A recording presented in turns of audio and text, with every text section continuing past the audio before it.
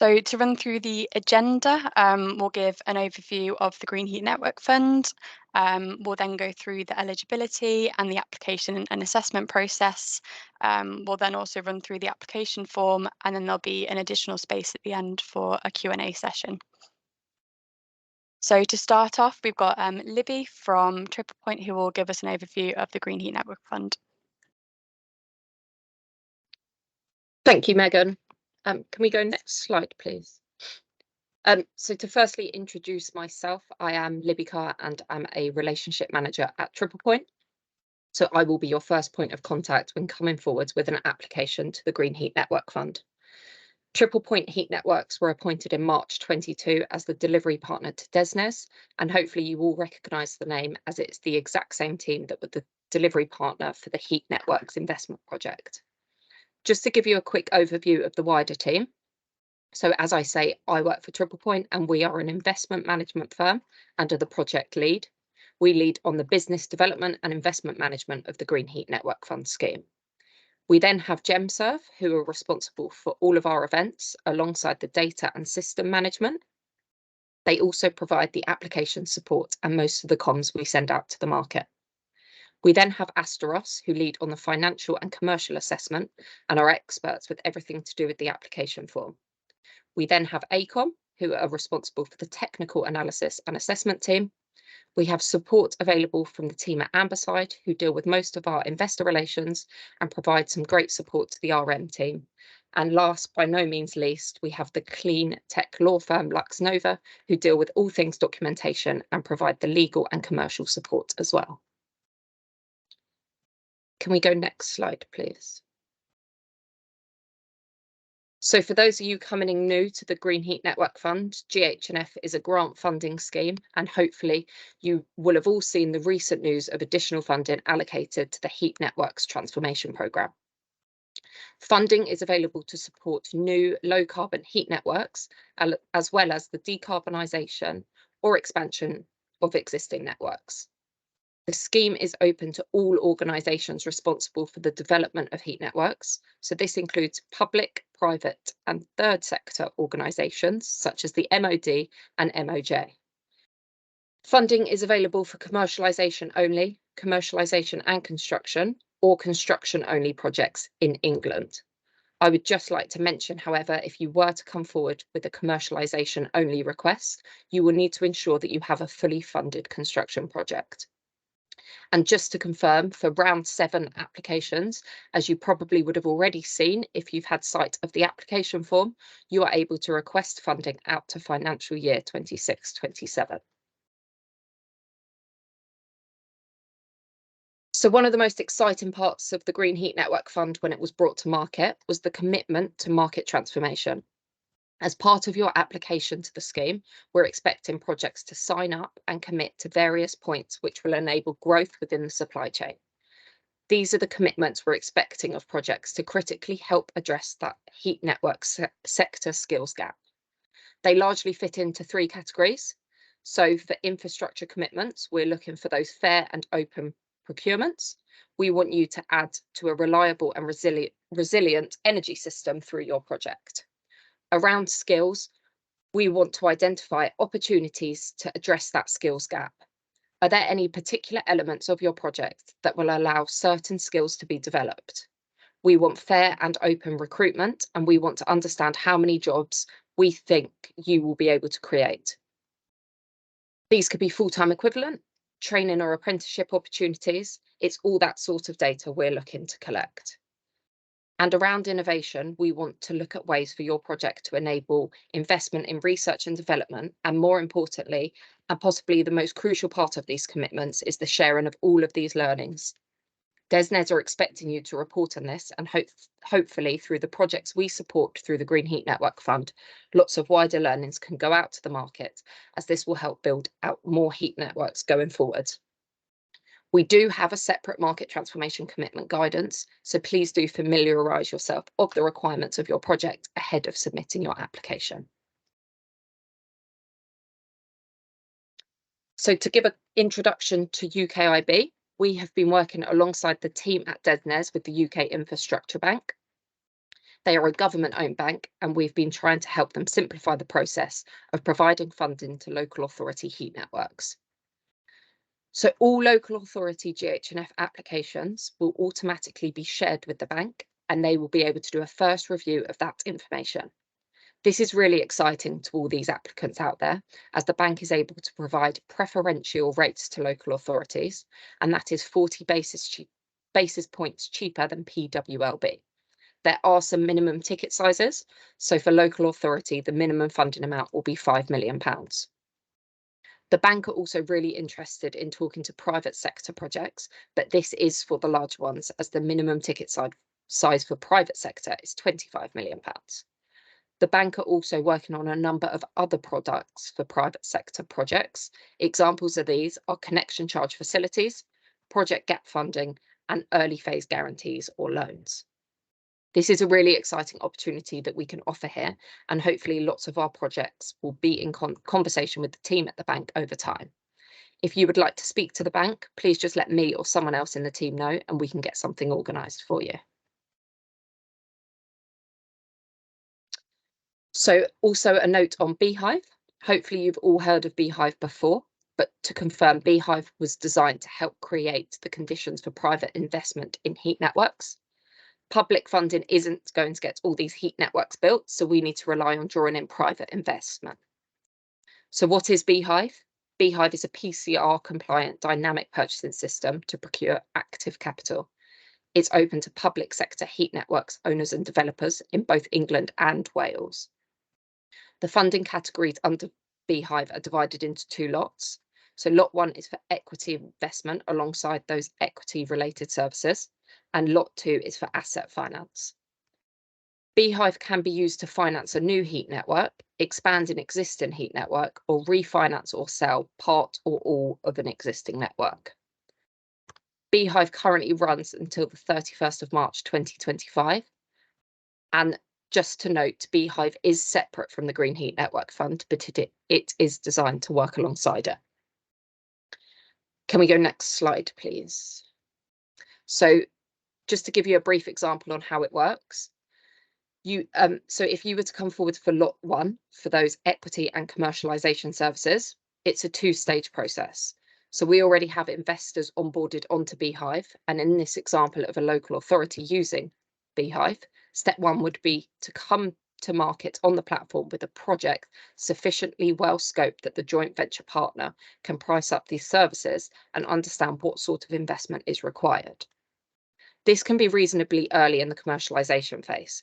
It's a bid process, so you would then appoint your joint venture partner, and step 2 would be that the JV will commercialise the project through optimisation, design completion, negotiating the customer contracts, the supply chain procurement, and finally putting the funding in place. We have the team at Amberside working on Beehive, and if you would like to talk to them about it and find out some more information, please again let me or someone else from the team know, and we can organise a meeting for you.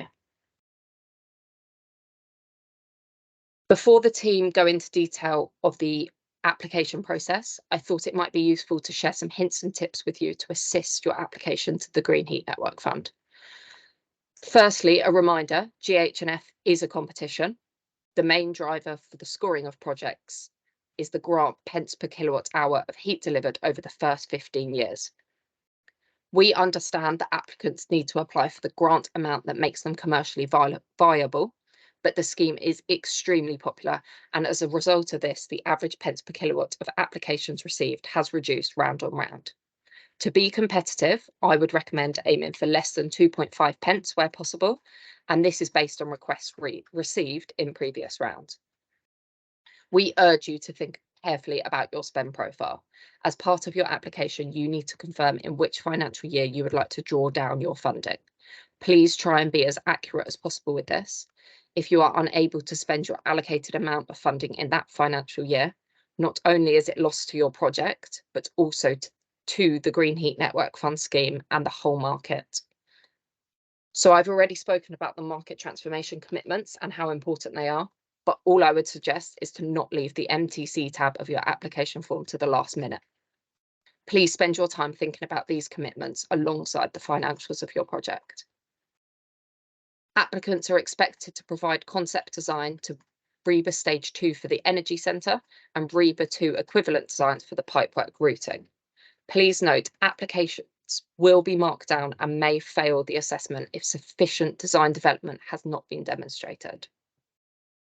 Another aspect in which we would recommend applicants to focus on is the strategic value of your scheme. We want to see ambitious projects which offer significant expansion opportunities. Does your project have the opportunity to either fully or partially decarbonise an existing network? Have you considered the role your project will have in helping to enable a wider zone? With a limited budget, our investment committee want to support projects that have the ability to give off the greatest benefits. Finally, my last tip would be to please speak with us early. We want your application to come in as strong as possible, and early engagement will allow us to iron out any questions or queries you have ahead of submission. So hopefully I've made it clear to you, but my main message today would be to engage with the relationship management team as soon as possible. We can help provide you with access to the wider team and go through any specific queries you have. Our inquiries email is on the screen now, so please do just reach out and we will get a meeting arranged.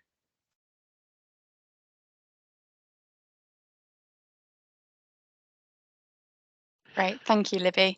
We're now going to move on to eligibility, which is going to be run through by Peter, who is from ACOM. Good morning. So I'm Peter Concannon from ACOM. We're the technical partner in the Triple Point Consortium. And we'll run through some eligibility and application window information. So if you could move on to the next slide, please. So what is supported by the Green Heat Network Fund? So we will support the infrastructure that needs to go in to access heat sources. So for example, that could be if you have a water source heat pump, we will pay for or support the infrastructure that is necessary to access that body of water, such as heat exchangers, pipe work, pumps, etc. We will then obviously support the low carbon heat generation technology and its associated ancillary plant. What we will also support the construction of a dedicated energy centre where it's a standalone building and its purpose is purely to house the generation plant, where your energy centre is in a bigger building, a part of a building that is used for other purposes, then it will depend a little bit on what exactly you use the other building for and how much we can support in those cases.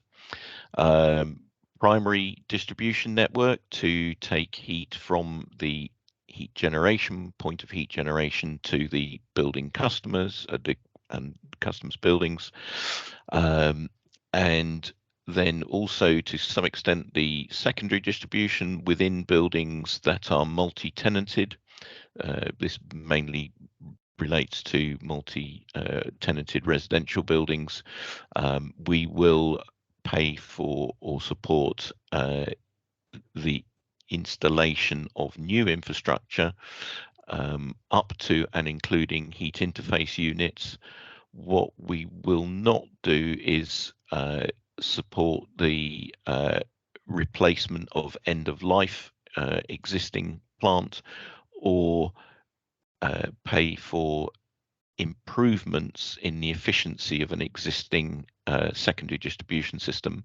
In the case of secondary distribution systems that need upgrades, those can be paid for by the Heat Network Energy Efficiency Scheme or other government schemes that are appropriate for that part of the work.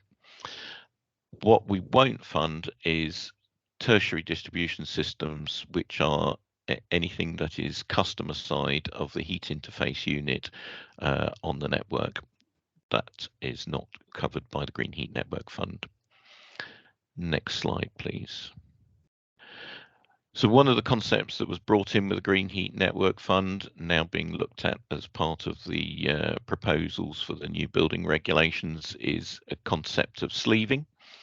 So where we have an existing heat network that is based on higher carbon plants such as gas CHP or gas boilers, so in orange here on the diagram, if we want to connect new customers to that, but those new customers require a lower carbon solution to their heating supply, then we are willing to look at funding the new or new low carbon generation plant that can be added to the existing network, and the infrastructure to extend the network to the new customers such that they can connect on to the combined network. And we then would sleeve the low carbon heat from the new generation capacity to the new customers. New customers don't have to be new build, they can be existing buildings as well, but they must be new customers to the network. So they can be existing or new buildings, but they must be new customers to the network. And we need 2 gigawatt hours of additional customers to meet the requirements of the scheme. Next slide, please. One of the other unusual features perhaps of Green Heat Network is that we will fund the aggregation of communal systems. So communal systems where we have a system within a building that supplies, heating system that supplies a number of usually dwellings within a single building. Probably won't meet the 2 gigawatt hour minimum requirement for heat on their own, but where an organisation such as a local authority or a housing association have multiple properties of this type, and they have a study or a report that shows that communal and district heating is the most cost-effective way of providing a low carbon solution to those heating of those buildings, then they can combine several of these schemes together to meet the 2 gigawatt hours and provide that as a single application.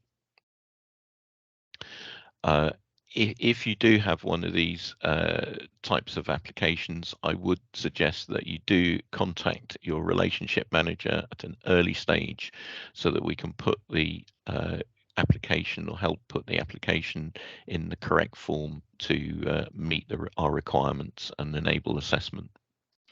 Next slide, please.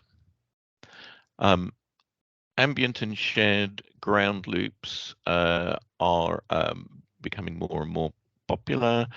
They have a feature that is sometimes overlooked, which is that within individual customers' demises, there will be secondary heat pumps to raise the temperature of the heat supply to a level that is useful within the buildings.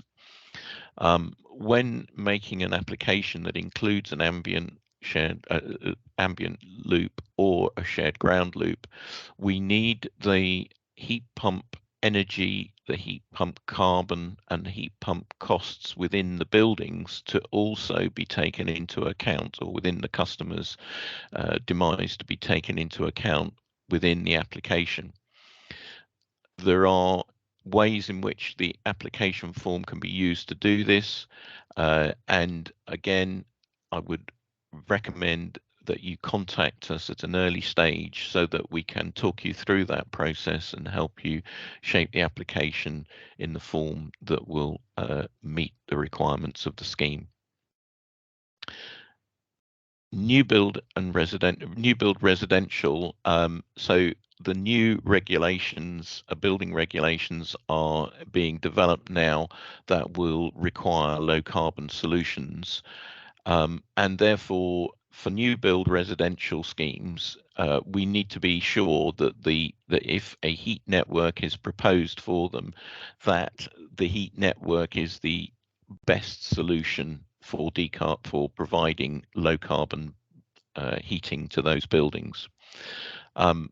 So if your scheme includes new build residential and you are not using recovered heat to supply the heat network, and I'll explain a bit about recovered heat in a second, then you will have to provide us with evidence that your scheme is the best solution for those new build residential properties. So we have a new test that is again to save carbon against a blended counterfactual. So the blended counterfactual is that all new build will be against a individual air source heat pump, and existing buildings that may be on your network will be compared with a gas heating system, and you will have to show, or your scheme will have to show, that it saves carbon against that blended counterfactual. This is calculated automatically by the application form, so you can see that within the summary on the summary tab of the application form. We'll also need to understand that the scheme is strategic. So does it not just save carbon now? Will it continue to save carbon in the future? Will it save more carbon in the future, either by adding further connections to decarbonize more buildings, or by changing technology in the future to have a lower carbon technology? You could also demonstrate that your solution will actually require less investment in the electrical infrastructure. So if the individual heat pumps have a demand of X, and the heating network solution has a demand of 80% of X, then clearly you're introducing a benefit for the overall electrical infrastructure of the country. The other alternative is that your scheme may also open up the decarbonisation of more buildings by providing a point of connection or a starting point for a wider network. We do need evidence, though, to support statements. It isn't sufficient just to make a statement that this is the case. We need to see that calculations. We need to see, in the case of the electrical infrastructure, not just that the calculation shows that you would use less or require less electricity, but that there is a constraint on the local electrical infrastructure that you will be overcoming by, or assisting to reduce by, the solution you're putting forward. So the strategic opportunities need to be evidence, not just statements, please. Next slide, please. So what is an eligible cost? Well, the Green Heat Network scheme is a principles-based approach to eligibility, and therefore we don't really talk about what is eligible, rather we say what isn't. And the overriding principle that governs the eligibility of costs is that the costs must be directly attributable to the delivery of a low carbon network. So what would we not fund? So staffing costs for existing project staff, where they are effectively a sunk cost, considered a sunk cost. The staff are already employed, it's part of their job. What we would probably in this case fund is where additional staff have to be brought in, and they can be shown to be specifically brought in to fund to operate the heat network scheme or to support the delivery of the heat network scheme. We'll also fund in a cross-charging where you may need some expertise from another part of the organization, and that could be considered, that could either be delivered by an external consultant or your in-house team, and in that case we would be prepared to fund that cross-charging. We won't fund sunk costs, so any cost that's been incurred up to the point of your application being approved will be considered sunk cost and won't be funded. We won't fund heating and cooling sources that have other functions. So let's try and explain that a bit more. If you are to connect to a new energy from waste plant, we will obviously not pay for the construction and operation of the energy from waste plant because that has another function. What we will consider the costs for would be the necessary heat exchangers and connections to that energy from waste plant. Similarly, we won't fund heating and cooling sources where they are mandated to connect to a heat network. We've already said we won't fund the tertiary heat distribution systems, so anything that is the customer side of a hydraulic interface unit or a connection to a building, we won't actually fund the customer side works. We won't fund primary. I'm going to skip over the building fabric for a moment. We won't fund a primary plant that is to be fed by biogas or bioliquid fuels. We will, unless if there are some exceptions. So for biogas, we will fund a rural off-gas grid scheme that wants to use biogas, provided that is manufactured on site. And we will fund schemes where the secondary or peaking plant is provided by biogas fed plant, provided again that the gas is manufactured on site. For liquid fuels, bioliquid fuels, then we will fund secondary or peaking plant, provided the biofuel is not sourced from virgin food crops and has a demonstrated its suitable sustainable sourcing.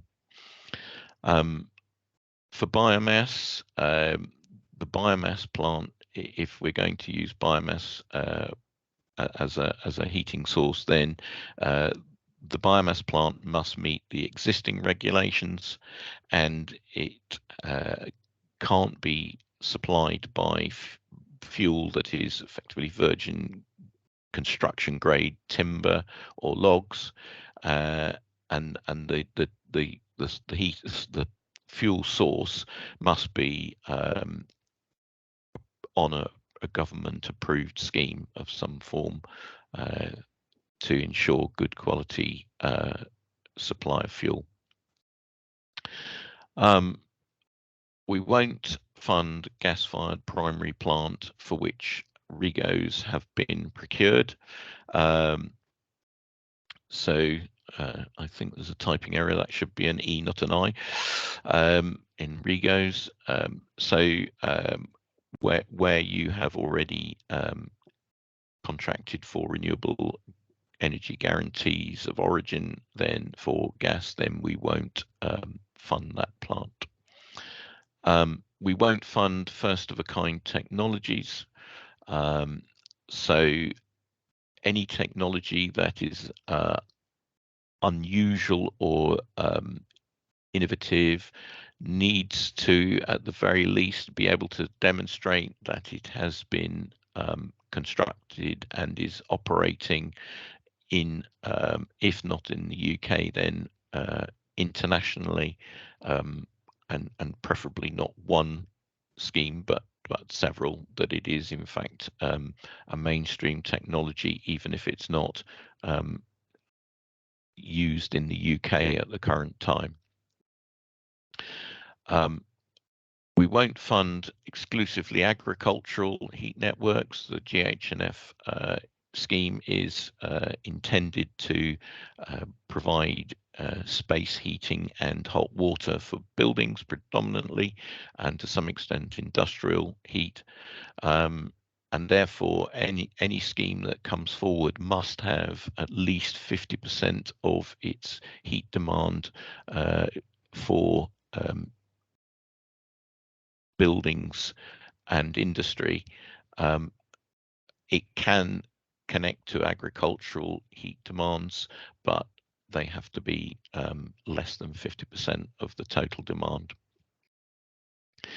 We won't fund VAT, so that we would normally expect you to configure your project in such a way that VAT was recoverable.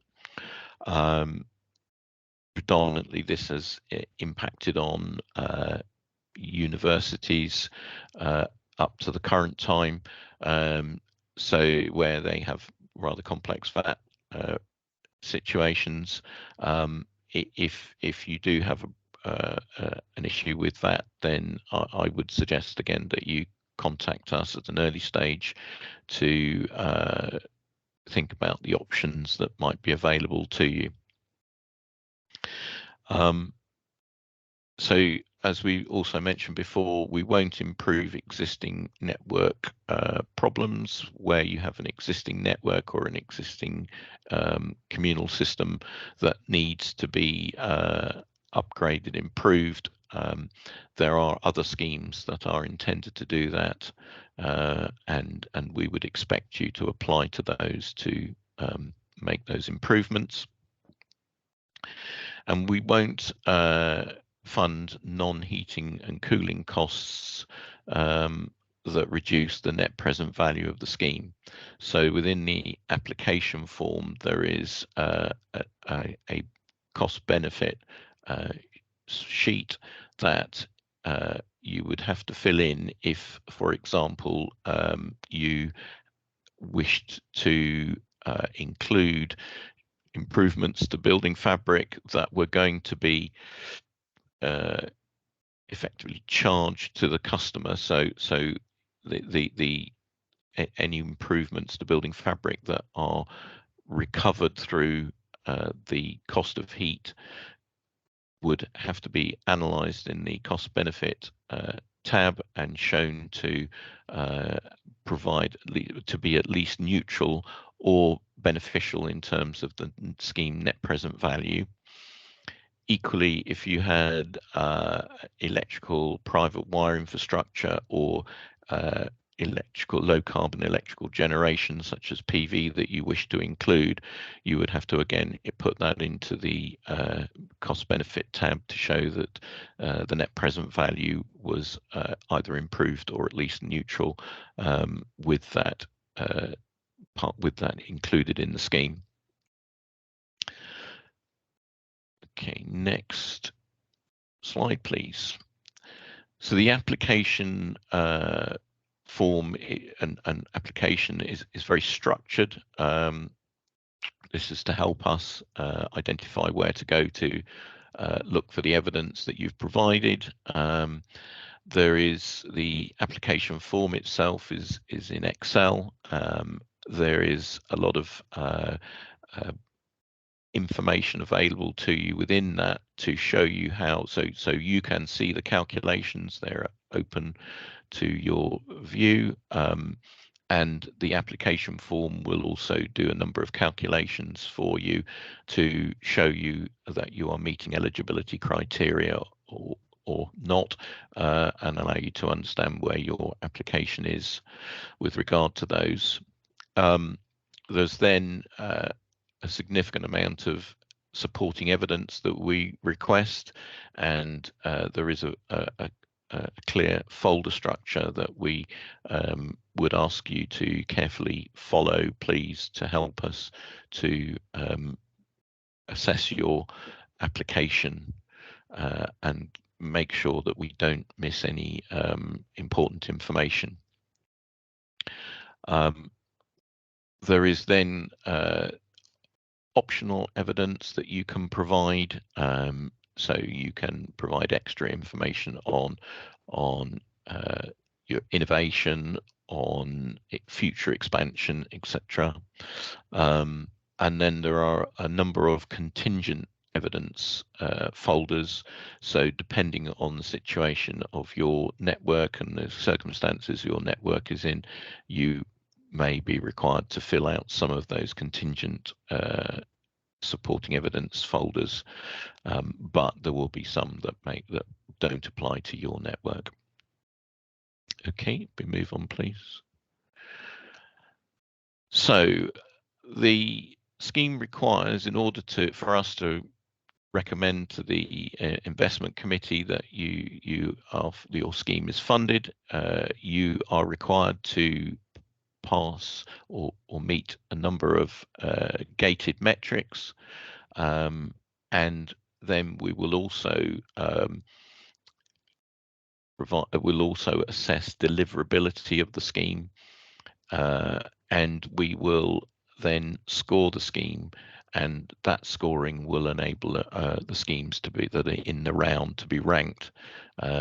So this is the competition part of the scheme that Libby referred to. So the gated metrics, so there is a carbon gate. We will not accept schemes that have a carbon intensity of more than 100 grams of CO2 equivalent per kilowatt hour of energy delivered. Generally, there is a time you have to achieve that gate within 3 to 5 years of the scheme starting, but it must be achieved and maintained beyond that point. You cannot cause customer detriment for domestic and micro business customers by charging a higher price than they would otherwise have paid for a counterfactual decarbonised solution, and that counterfactual is set within the application form.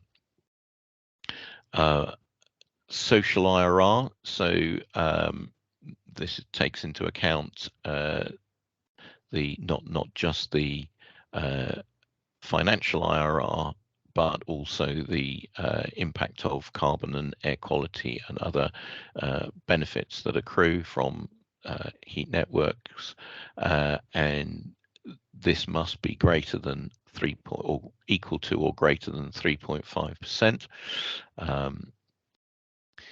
Minimum demand, there is a minimum heat demand from customers that your network needs to meet of 2 gigawatt hours per year. The exception is if you are in a rural area that is off gas grid, where you need to be able to connect 100 dwellings or more, or its equivalent. So you may have a number of dwellings in a school that equates to 20 or 30 dwellings, but you need to be able to do that within a 5-year window of the first connection date. The award is limited to less than 50% of the eligible costs. That is combined commercialization and construction costs. So your combined award must be less than 50% of the combined eligible commercialisation and construction costs. There is also a capped award of 4.5 pence per kilowatt hour of heat delivered over the first 15 years of operation. This is the important metric from the point of view of scoring, and while 4.5 pence is the limit, we would be expecting to see a lower pence per kilowatt hour requirement in most cases. And as we've said, any non-heating and cooling costs that you wish to include will need to have been assessed in the cost benefit tab and shown to be neutral or positive with regard to the net present value. Scoring, no, sorry, can we go back please? Scoring, so the key scoring metric, as we've said, is the capped award, pence per kilowatt hour. There are then a number of adjustments that we will do to that to take account of the deliverability score, carbon abatement, volume of thermal energy, expansion potential and innovation, and energy efficiency. Those adjustments, though, will only be able to change the score by a maximum of 30%. So your pence per kilowatt hour is the real key metric on which we will be scoring the scheme. Okay, thank you. So application process, register your interest by emailing the application manager, and then you will be given an application pack with an area on our SharePoint that you can use to download and information. Contact the RMs as well at an early stage to get to get support and help with framing your application. Round 7 applications must be in by the close of play on the 23rd of February of this year, after which time we will start the assessment process. Next slide, please. I think, yep, okay. So the assessment timelines, application window closes, as I say, on the 23rd. There are then 7 working days for us to review the information provided. We will then raise clarifications if we have any, and you will have a 5-day window, working day window to respond. We will then again review that information that we receive, and then within 5 working days, if we've got any further clarifications, we'll raise those with a further 3 working days for you to respond. And then we will generate draft reports which will be reviewed by the investment committee, and if they have any further clarifications that they want to ask that we can't answer from the information we already have, then we will raise those with you, and you will have another 5 days to respond, and then we will complete the reports when we've got that information back and take the final reports to investment committee for approval or rejection. The total process then is something in the region of 2 months to go through that. I would urge you to make sure that you have the necessary support to respond to clarifications if you need it during that period. It's very difficult if people don't have the right support available to get clear answers that help us understand the points that we are needing clarification on. Thank you. Next slide. And So I will take questions on that if there are any. I don't know, Sam, are you Yeah, so we've had able to moderate those? Yeah, we've had one come through from Ben. Amy's actually responded in writing, but he wanted to understand how the social IRR is calculated. So if you can see Amy's response there. Okay, so the social IRR, there is so the financial IRR is calculated from the cash flows, and then there is a cost of carbon and a cost of air quality that is calculated within the application form, and that is included in that social IRR calculation. The actual calculation itself is visible. You can actually see the calculation there. You can't obviously interfere with it, but you can actually see how it is carried out, and the information on which it is based. So there are government published figures that go into that in terms of the cost of carbon abated, the cost of air quality abatement that is achieved by the network. Perfect, thank you. Did anyone else have any questions? Feel free to raise your hand if you'd like to ask them.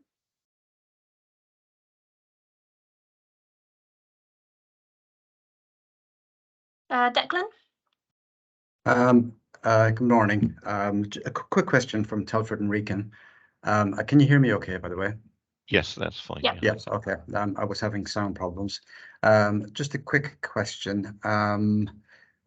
When the technology, so we wouldn't be the first to do it, but for mine water heat source, we've had the coal authority reports. We've had professional companies in to do feasibility, but it's all high level.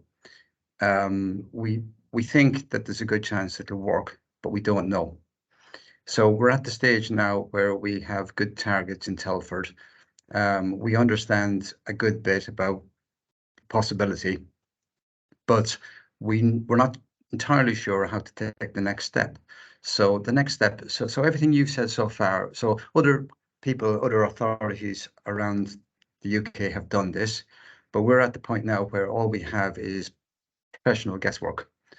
We don't know how successful it would be. It's almost like we need pilot holes to do pumping tests, to do temperature tests, and all the other bits that come on the next step. So how would we fit within the profile of a company or an authority that could benefit from funding at this stage, or would we have to go for funding at a later stage if we could prove more? So you can include a trial or a pilot or in your commercialization costs. You won't be the first scheme to put that forward. I'm trying to remember now, if the costs would mean that your commercialization exceeds the £1 million, you would have to put a special case, and you would risk the authority coming back and saying we'll only pay the £1 million. But you could include that. It is a technology and a cost that is recognised as something that Green Heat Networks will fund. What the investment committee would probably want to see is what would be your plan if the borehole the test borehole doesn't come up with the answer you wanted. So is there a backup plan to either have a different heat source, or what would you do in the case of not getting what you want out of that trial borehole? Well, so I think I'm not asking for the answer now. I'm saying no, that's fine. the approach that that Okay. the IC will take. So they want Okay. to fund schemes. They recognise there are risks involved in commercialisation, that some schemes are going to go by the board, but they want to fund schemes that have a good chance of being developed as a scheme that delivers benefits to customers. So where the heat source is, it has a higher than normal risk because of environmental situations in this case, then you know, it needs a backup plan, basically, really. Okay, understood. Thank you. There's another hand up. Thanks, Declan. Yeah, a hand from David. Hi there. In the post application clarifications process, the timeline you showed on the final slide there, do applicants see the draft and final reports, or just sort of queries that you raise in relation to them? No, we don't share the investment committee reports. We just you will just get a series of clarification questions, which obviously we'll try and make as explicit as we can, so that we get good quality answers back. But we won't be sharing the reports. Okay, thank you. Right. Any further questions?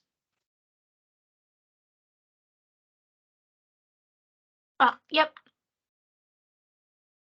Hi, my name is Sid from Social Housing LNQ. My question is around the future expansion option. Is it a critical requirement as part of the application, or do we have? So the investment committee is not generally supportive of what we call island schemes, so schemes that cannot be expanded in the future or connected into a wider network in the future. So the probably the one exception is that aggregated solution that I talked about, where you have a number of isolated tower blocks that can't be networked but can be aggregated into a single scheme for the purposes of green heat networks. But generally, if you can't expand in the future, it's going to go against your application, you know, in your scoring. Sorry, can I add to that question, or is it? Yeah. If you so even if your initial application is for a scheme that is covering close to 20,000 units, does it still require potential for expansion in the wider area? I think we want to see how it could connect into the wider area if a network were being built. Yes. Okay, thank you. Again, you know, bring the specifics to the relationship managers, and they'll be able to help you. Well, be able to help you to frame the application. Okay. Great, thank you. I think we'll move on and pass over to Simon. Good morning, everyone. My name's Simon Carman. I work for Astos Advisors. We're the financial advisors to this scheme. We provide financial advice in relation to the application process, and we undertake the financial assessment of applications. My section is aimed at applicants who are either in the early stages of producing their application forms or just about to start producing their application form. So I'm getting into the detail of the application form. The best way I can do that is to show you the application form and walk through some bits of it. Before then, I will go through three slides, and those slides will be there to summarize some of the messages that I'm going to make during this part of the session. So if I could have the next slide, please. Thank you. Yeah, so again, I'm not going to read this out. The application form has various tabs. It's an Excel based application form which asks for inputs, which are in tabs colored yellow, and it does some calculations. It has some base data in it, and it produces outputs in a tab that's purple, and I'll show you all that in a second, so I won't dwell on this slide. Can I have the next slide, please? Okay, so Peter talked through the application process, and there were clarifications, I think 3 or so sections within the application process where we asked clarifications. It's all quite truncated and quite rapid. And one of the things that would be great if I could influence the application so that those very first clarification questions weren't involving relatively straightforward things that didn't need to have found their way into the application form. So some of them are on here. So please embed within your TEM or your financial model the main application form sheet, which we provide a separate Excel worksheet that is unlocked, that is this main application form. It's the main input sheet for all the financial metrics and some of the non-financial metrics. It's the sheet that generates most of the output metrics, and we would like to be able to see where those inputs come from in relation to your financial model or your TEM, so that if it's embedded in your TEM, dynamically linked, then we can go into the TEM that you've also submitted and trace back what the underlying calculations are for those main numbers. So there's a separate sheet that's provided unlocked in the application pack that's sent to you. Could you please embed that within your TEM or financial model? We need at least 40 years of operational cash flows from first heat on.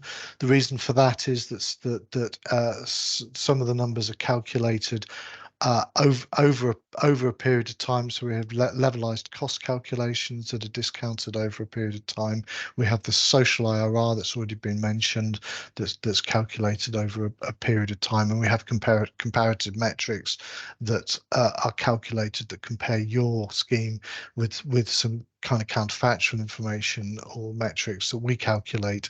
And for everything to work and be comparable, we need 40 years of operational cash flows. Where we've had schemes that maybe are only contracting, say, for 25 years or even for 15 years or so, we need to have a conversation about directly with you about what you need to do about that. So please get in contact with us if that's the situation. Be careful in relation to the units. I'll show you when we get into the application form that there's a column that indicates what units we're asking for.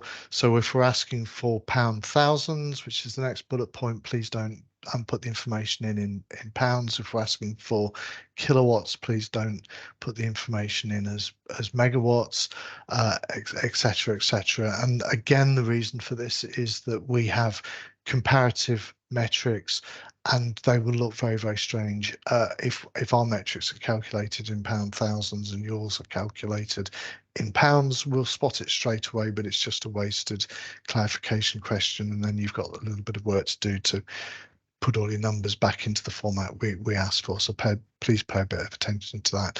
We're asked, after all of the financial numbers in the application form to be in real terms, not to have nominal inflation in it. Some of the numbers, like say electricity price curves or gas price curves, might have a real.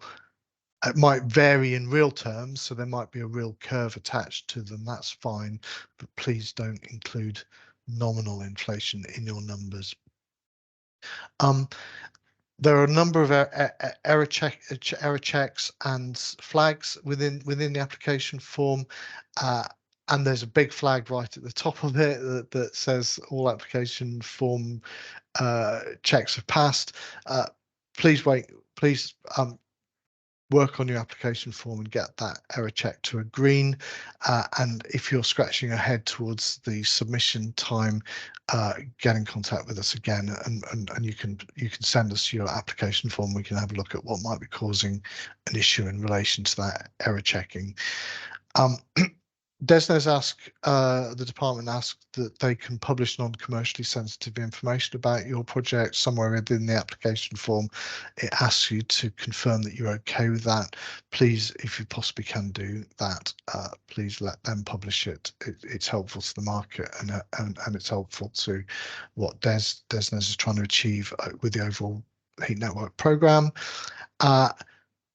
Please also ensure gating metrics are passed. The output sheet shows whether they pass or fail, and there's a big red blob that says it's failed if it's failed, and we won't be able to award you a grant if any of the metrics have failed.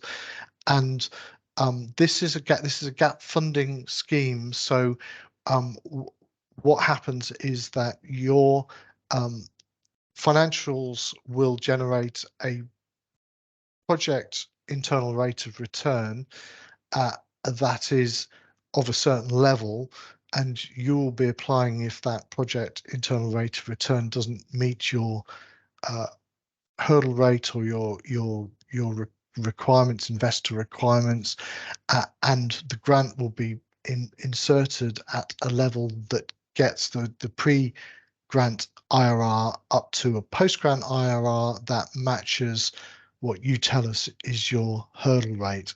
Now, we have in our minds a band of acceptable internal rates of return, and we have, but we also were particularly interested in the rationale and justification for your hurdle rate, which is a real project IRR hurdle rate. Your organizational hurdle rates might be expressed in different terms. They might be nominal, or they might be investor IRRs rather than project IRRs. We will need you to state what your real project IRR hurdle rate is, and then bridge how you get to that number from your organizational metrics, if your organizational metrics are different, and to evidence why your hurdle rate is what it is, and that it is what it is, what you're saying it is.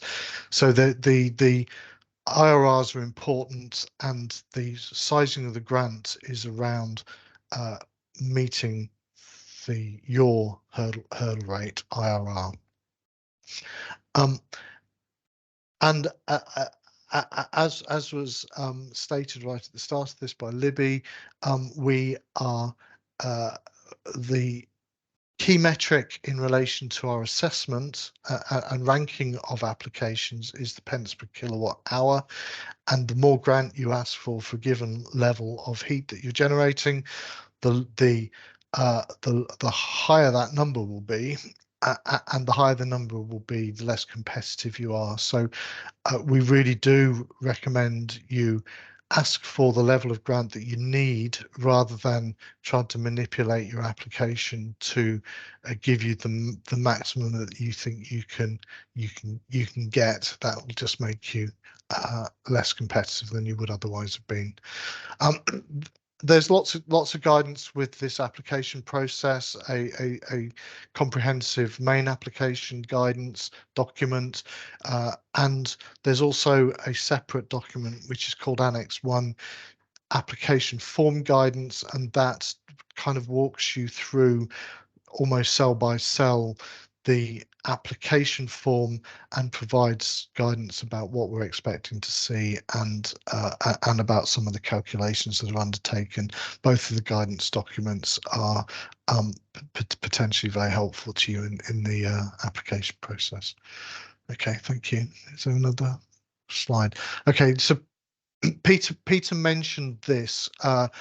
I'm this is a summary of what Peter talked about in terms of the cost benefit analysis and the costs that you can potentially include in your application form that aren't technically eligible for support. I will show you this in the application form. I think it'll make a little bit more sense in the application form than going through it here. Most applications don't have additional costs that aren't eligible for support, but your project might have a specific circumstance where you want to include some of the financial metrics, some of the income and some of the costs for a related scheme, saying a PV electric solar scheme that is generating electricity for your scheme, maybe at a cheap rate that enables your heat network scheme to actually be financially viable, and you need to include that to demonstrate that your scheme is financially viable, and this is the way that you can do it. So as Peter said, this is about being net present value or IRR enhancing to your project, and we don't want to see costs in there that lower the IRR, because if there are costs in there that lower the IRR, even though you won't include them in the main capital which you're asking for grant for to support your scheme, it will work its way through to raising the grant, because it will have that negative IRR impact will have lowered your starting IRR, so will have opened up the gap and would allow you to ask for more grant. So that's the reason we don't want to see it if it's a negative net present value, because it inadvertently allows you to ask for GHNF grant to support something that isn't GHNF eligible. But I'll talk about that in a second. Okay, I think I'm probably into the application form now. Is that my last slide? Yeah, that's it. Okay, so I'm going to share my screen. I'll try to.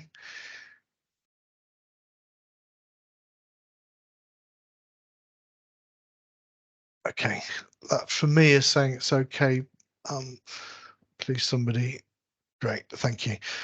Okay, so we're on version 9.4 of the application form. It's in a workbook, as we've said a few times before. This is the cover sheet, and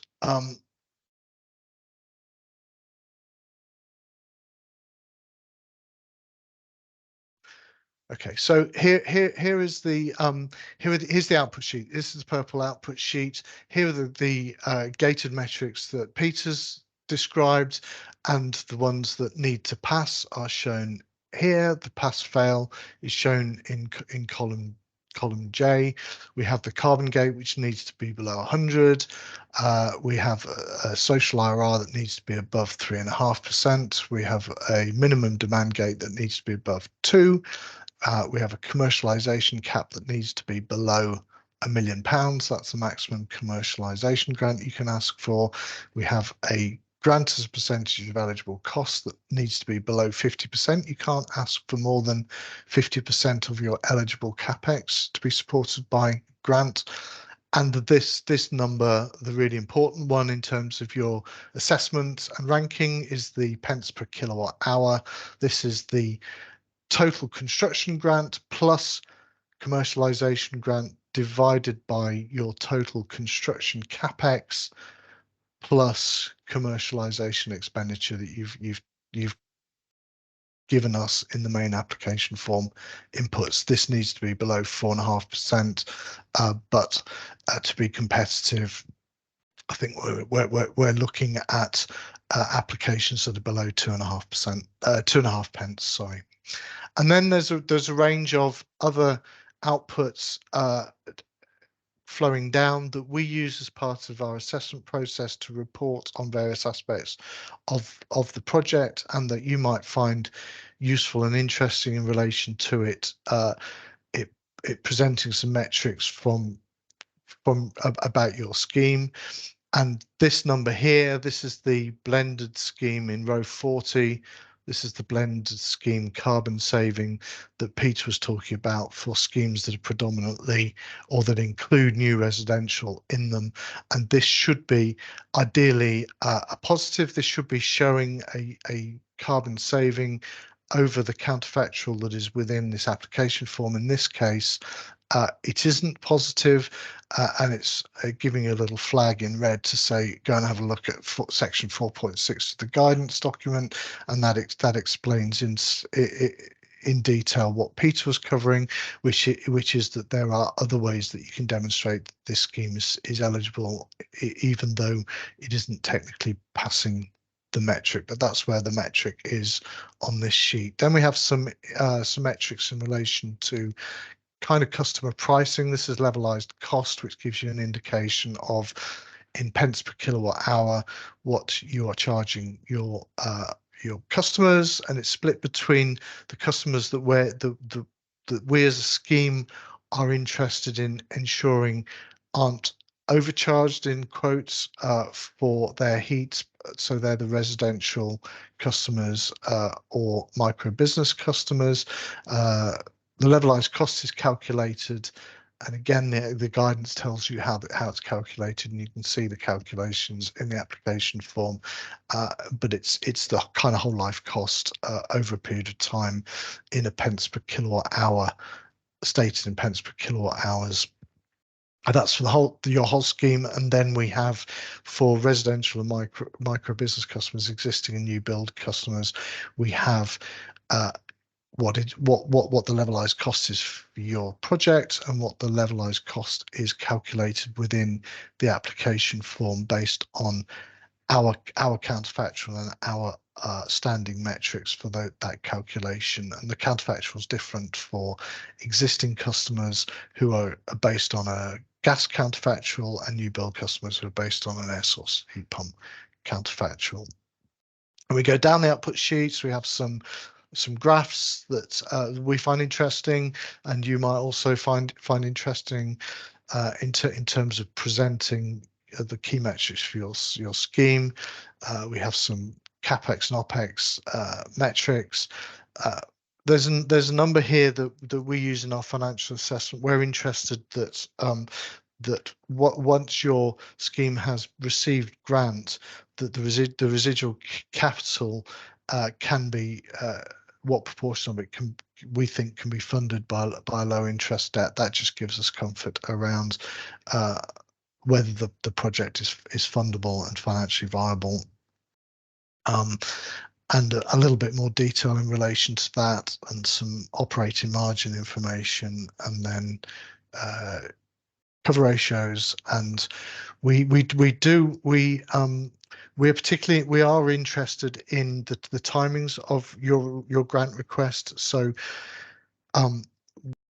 you can't, when you get into the drawdown period, you can't draw down grants unless you can evidence spend. So there's a little test in here that says, is the spend that you're showing in each of the years higher than the grant that you're requesting in that particular year? So that's a very simple little test that makes sure that there's enough spend to cover the drawdown in a particular year. So that needs to pass. So if all of these tests have passed, then your overall sheet test will pass, and then that will feed into your overall application pass. So the overall application pass is repeated on each sheet, and this needs to go red up at D3 before you submit your application form, please. Okay, so that's the map of the application form that you've already seen. This sheet just is like a financial standing assessment sheet, and so it asks for some very limited information, financial information. It asks for, sorry, the next one is that. This one is just, this is details, names and addresses, contact details of your applicants. This one is the financial standing sheet that asks for some limited information in relation to the organisation that is bidding, so that we can have some comfort that when we're providing government grant money to an organisation that looks as though it's going to continue to be financially viable. So that's that. This is the main application sheet. This is the sheet that we issue a separate workbook, unprotected, and we ask you to link into your financial model or your TEM, and this sheet should then be populated from your TEM. We can trace back these numbers through your TEM to see how they're calculated, and then those numbers, usually I'd expect them to just be copied and pasted, the values of them into the application form, and then we've got the numbers here. So at the top we have the grant request, commercialization and construction grant in the year that you request it. If you're applying for £500,000 of commercialization grant, then we expect to see the commercialization expenditure down in this line, and this is where we expect there to be sufficient expenditure to cover the grant that's been requested. For the construction grant, we have 745,000 of construction grant being requested, and the capex is well in excess of that. That's about 2.5 million of capex for that particular period. So we have the grant request, we have income split between connection charge, fixed and variable charge income, and cooling. And then we have this, we have other income, which is this is the number that relates to that the non-heat scheme related expenditure that calculates that number that we expect to be a positive net present value. So this is the income line for that. This doesn't otherwise feed into the calculation of your grant amount, but it does impact on the internal rate of return calculation.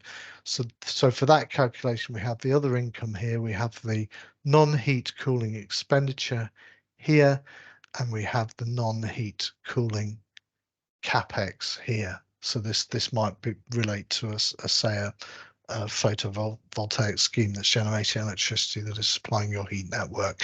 It doesn't feed into the capex here, which is the eligible Green Heat Network Fund capex should be shown in here.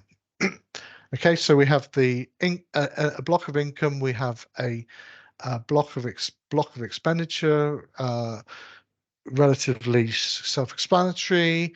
We have the capital costs, we have the replacement capital costs in here, and then all of those cash flows feed into the internal rate of return calculation. So there's an internal rate of return calculation that is including these grant numbers, and there's a post-grant intervention IRR that's calculated by including the grant amounts, and they are shown on the output sheet. So we have the pre-grant IRR and the post-grant IRR. So this organisation has told us, this is a dummy organisation, but assume this organisation is expecting an 11% hurdle rate, internal rate of return, and has evidenced it, and the grant of 1.245 million moves you from 4.77 to 11%. We expect that number to be the number that you've told us it should be. Okay, so they're the key cash numbers that feed into that important calculation, and then we have a range of information below. Some of it summarizes income by customer, and some of it provides volume-based or technical type information that feeds into some of the calculations. So here we have the new build domestic and micro business customers, and we have their income split. So this is how we calculate the levelized cost for them. In terms of checking that's okay in relation to our counterfactual. We have some kilowatt hours information in relation to the fuel that's being used. We have some heat demand information split by the customers. Again, new builds, existing new builds. Sorry, existing residential, new build residential, and other. This only has new build residential customers. We have undiversified peak heat demand. This is important information because this sizes the plant that we assume is needed for the counterfactual, and and the size of the plant impacts on the cost of that counterfactual. So that's why that information is there largely. And then we have some information in relation to the heat generation plant or cooling, and some other information. So that sheet generates most of the metrics. One little thing to say about the calculation of the metrics is that they some of the metrics won't calculate until the checklist has been filled in. My computer's on a go slow. Sorry. Sorry, you won't be able to see this yet because I can't, I don't think. Okay. Okay, so here's the here's the checklist at the back of it. So this is to be helpful for applicants in terms of going through all of the mandatory and the optional information and the contingent information that we've asked you to submit.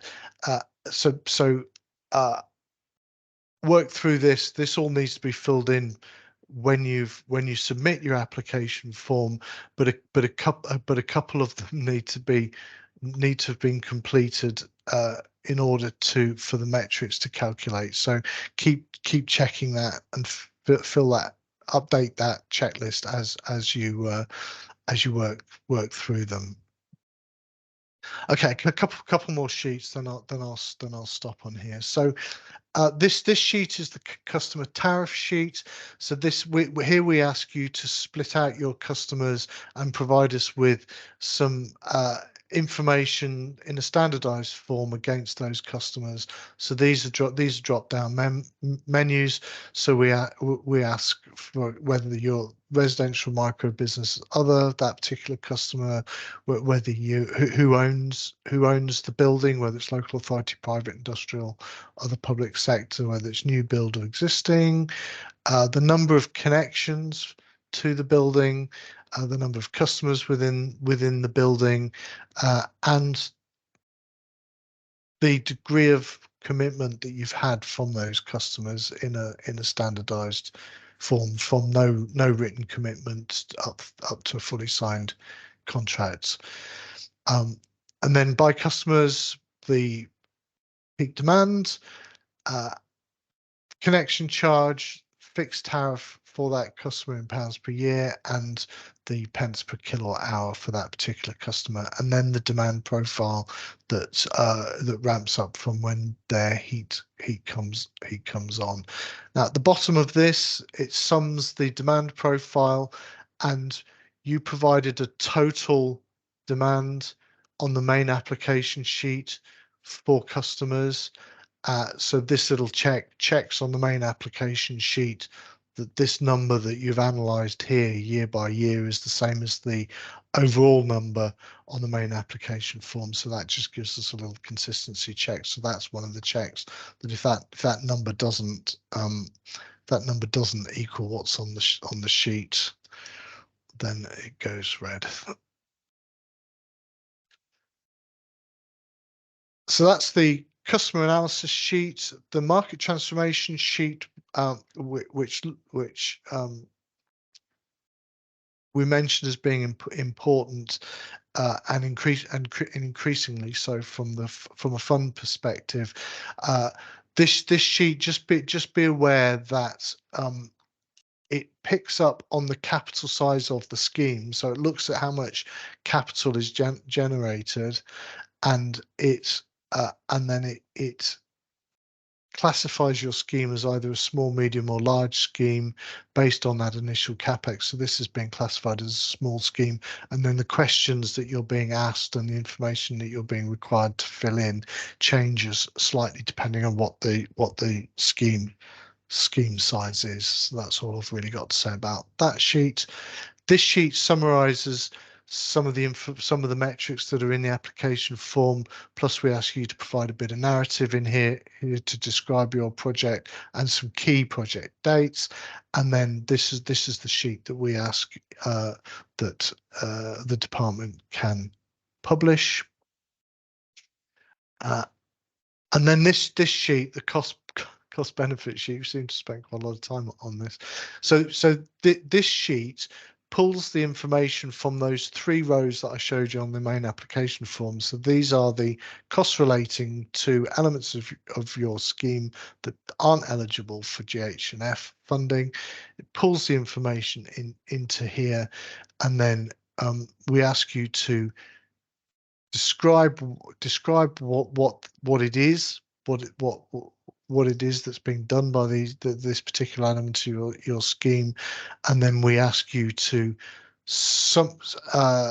put the numbers in again in here, and then it checks that they're the same, and it calculates a net present value. And if the net present value is positive, then you get a pass. If the net present value is negative, you get a fail. So we're looking for this to be value enhancing to your scheme, and hence actually to reduce the amount of grant that you're asking for.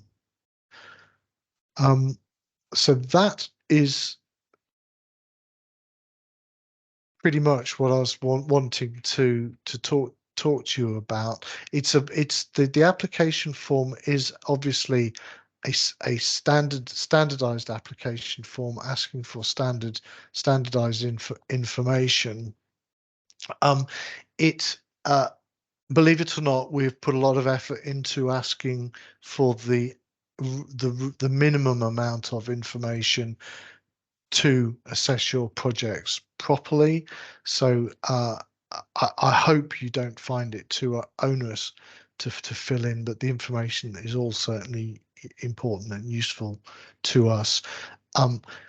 We want to help you to represent your project. Each project's different. We haven't been beaten by a project. We've always managed to represent all the various elements of a particular project within this application form in a way that's sensible and reflects your specific scheme. But sometimes it can take a little bit of head scratching from your point of view to see exactly where to put the numbers and how to present the numbers to most fairly represent your scheme. If you're finding you're doing that head scratching, please do get in contact with the relationship manager, and then they will pull us in as or the technical advisors as necessary to help you get through that. So we're available to support on that. So I think that's all I had to say really on the application form, and hopefully leave some time for some questions. Yeah, great. Thanks, Simon. I'll just pop my screen back on. Okay. Perfect. So we've had a few questions come through. Quite a lot of them have been responded to in the chat, but there was a specific question around the calculations, the social IRR calculation, and whether existing properties that are currently on electric storage heaters with no gas with no gas connection, what would the counterfactual be for those properties? So that was existing residential on an electric. On electric without gas. So what would the counterfactual be? Would it still be a fossil fuel, or would it be something else? So for the point of view, the counterfactual that's built into the application form is simple in the sense that existing residential will be a gas counterfactual, and new residential will be an electric heat pump counterfactual. In relation to the social IRR calculation, that is a calculation largely based on the scheme. So it starts with the scheme's IRR, so the income and expenditure of the scheme feed into the pre-grant IRR, so it doesn't include the grant in that calculation. And then what is added into that is the saving that is calculated, the carbon saving that is calculated. So it would look at the amount of carbon from the fuel used for your various customers, and it would compare that to the fuel used for our deemed counterfactual. So in the case that we're talking about, it would assume that gas was being burnt for the counterfactual. So your scheme carbon saving would be overstated in that case. So the social IRR number would be higher because that value is that benefit is valued. It would be higher than the true situation, and we would need some narrative to explain that, and ideally have a bit of a conversation before the application submitted to agree how best to present that so that we understand what's going on. Thanks, Simon. Tommy, I think you've just put your hand up. Did you want to sort of add to that at all? Yeah, sorry, that was my question. Can you hear me okay? Yeah. Yeah, so the existing schemes that we're talking about, we would be doing the aggregated communal systems approach, and the schemes are currently on electric storage heaters with no gas connection. So there would be no intention to ever put them on gas on the sites, and during the rollout of the delivery, we'd actually maybe not be able to do that because it might exceed 2025 for new gas connections. So it makes no sense really to have gas as a counterfactual for these sites.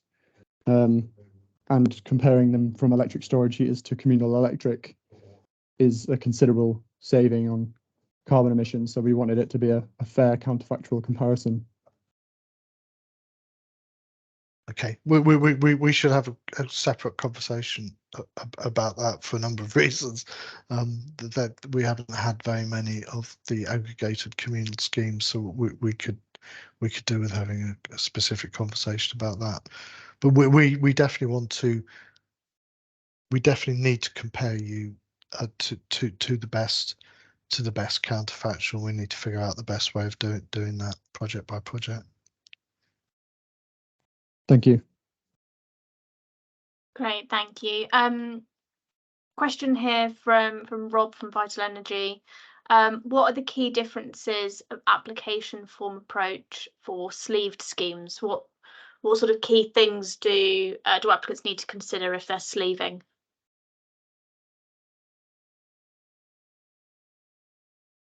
Don't know, Peter, maybe one for you. Okay. Yes, I was actually typing away as you were talking, but so a sleeved application really needs to put the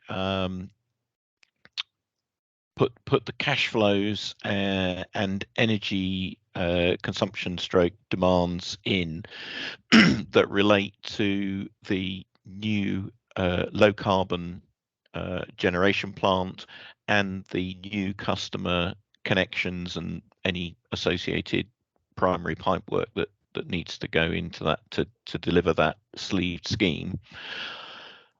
The only time that it becomes a little bit more complicated is if you put in more low carbon generation plant than you need to serve your new customers, and you are decarbonising the existing network to some extent, in which case contact the RM. They will bring Simon on, myself on board, and we can work out how best to present that in the application form so that you can get the carbon benefits from it.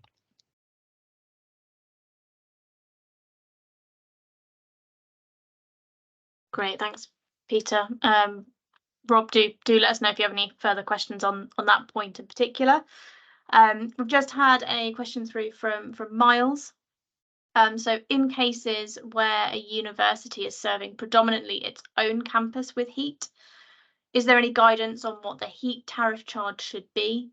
Should this be set nominally to the counterfactual heat tariff or an equivalent? Shall I have a go at that? Sure. This is one of our more complicated areas to deal with. Obviously, you're not charging a real an actual heat price, and you're so we are obviously the higher the heat price you put in the IRR calculation, the higher your starting IRR is, so the lower your gap is, so the smaller the grant is, and vice versa. So because this scheme sizes the grants on that IRR, you've got two issues here with the university. One is what does a hurdle rate really mean from a university's perspective, and what should the number be, and secondly, what should the income be that you're showing in that IRR calculation? And there are essentially a couple of ways of doing that. We can either effectively model current budget, so what your current spend is the money that's been allocated by the university to provide heating. So it doesn't have income in the traditional sense. That's one way of doing it. Or we can agree a way of calculating a sensible notional income number. But again, we kind of need to have a look at we need to have a conversation directly with you, which is informed by some numbers that are already populated in an application form. And we have been through this three or four times. But there is no really standard answer to it. Thanks, Simon. I'll just pop the email address in the chat so that Miles could drop us a message. Are there any other questions? Please feel free to raise your hand. Yeah, Sid. Yeah, so I've got Sid again from LNQ, Social Housing. I've got a couple of questions. The first one is around the limits of the award. As I think when you went through it, you talked about the 4.5 pence per kilowatt hour limit over the first 15 years. Or realistically, you're looking at below 2.5. If you've got a scheme that is, the development is quite large, I say like close to 20,000, and the build out phase is quite spread over a longer duration of time, it sort of impedes because your demand is spread over the build out phase, where to get substantial demand, it goes beyond the 15-year build out limit, which means that you're effectively, when we apply for the grant, what we can apply for is limited because the initial 15 years is not fully occupied. Does that make sense? Yeah. Is there an option around that where if the scheme is spread over a longer period, there's consideration to go beyond the 15 years, or is it just a hard stop? That's quite an easy answer. It's a hard scheme rule that's baked in right up to the business case that's signed off at the department. Right. Okay. Thank you. And my next question is around when you were going through your slide, there was a bit around the IRR not being excessive. Am I right to ask what's the definition of excessive range? Excessive is anything above what your hurdle rate is, in glib terms. But so I'm being really cagey deliberately, because we want you to apply for what you need, and we want you to evidence what you need. We don't want to give a range and for everybody to apply for the number that's the top of the range. It's just we're just not giving out those numbers. Right. Okay. Thank you.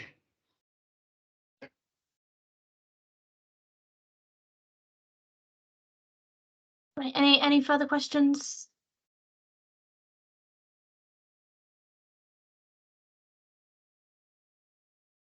No, I've seen one from Suzanne, so I'll come back on that one. So Suzanne's asked about the funding that was announced by DESNZ before Christmas, that GHNF would be extended. We've currently only got round 7 open at the moment. We're looking at options for future funding rounds and potentially updating the scheme guidance. So what I'd recommend is making sure that you're on our mailing list, and you'll be the first to know when further information is available in regards to the funding and future rounds. If there aren't any other questions, I guess it's just to remind you to sign up to our mailing list if you're not already on it. The email address on screen is the one to contact us with any questions that you might have about your application, about any potential projects that you might be looking to bring forward. And we also have social media accounts, so please do follow us. Again, good way to find out what's going on as we share all of our events, guidance documents and news relating to our funded projects on those. So thank you all so much for joining us. Please do get in touch if you would like any support, and we wish you the best of luck with your applications.